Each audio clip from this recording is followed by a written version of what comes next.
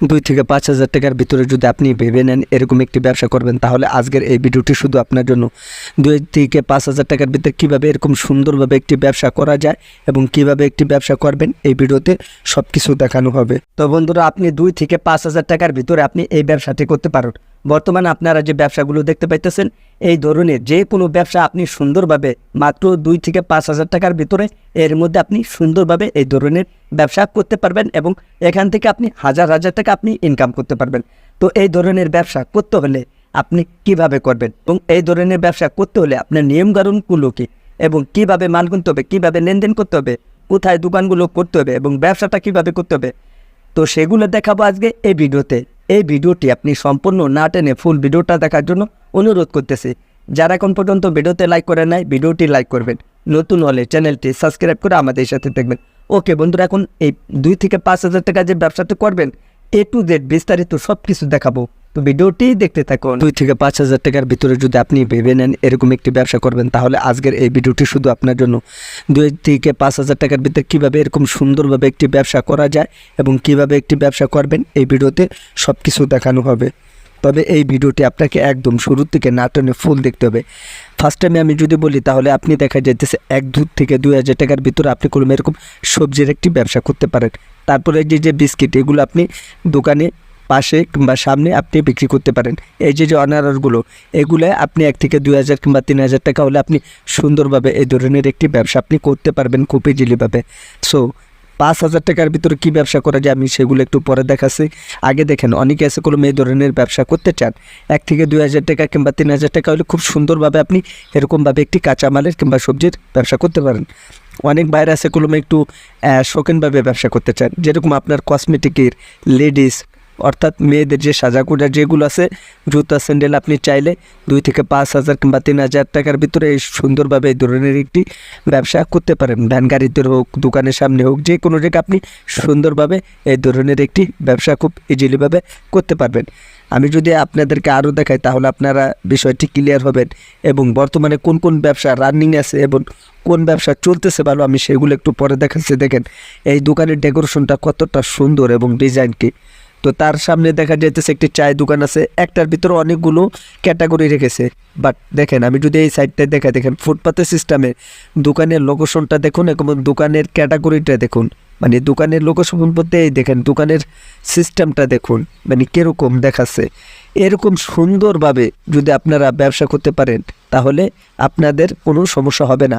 So last আমি যেটা বলবো যে 5 থেকে 7,000, 10,000, 20,000 টাকার ভিতরে যারা ব্যবসা করতে চান তাহলে দেখা যাইতেছে এই ভিডিওটি শুধু আপনার জন্য। একদম সীমিত থেকে, যেরকম 5,000 টাকা আপনার কাছে আছে, 5,000 থেকে শুরু করে আপনি লাখ টাকা পর্যন্ত আপনি এই ধরনের ব্যবসা করতে পারবেন। তবে এই ধরনের ব্যবসা করতে হলে আপনাকে কয়েকটা বিষয় মানতে হবে এবং জানতে হবে, তারপরে কোনো বুঝতে হবে, ব্যবসাটা করতে হবে। ফার্স্ট আমি যেটা বলবো সেটা হচ্ছে যে আপনাকে বাকি দেওয়া যাবে না, এটা একদম টোটালি অফ।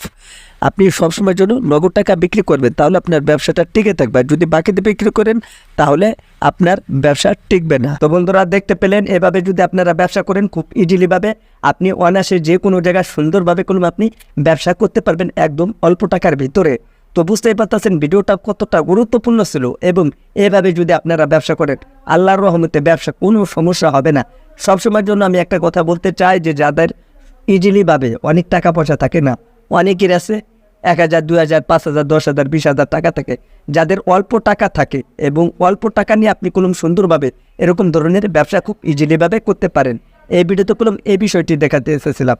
তো দেখেন অনেক বাইরে আছে কোনো একটু টাকার সমস্যা, একটু টাকার মানে অনেকটা সমস্যার ভিতরে থাকেন।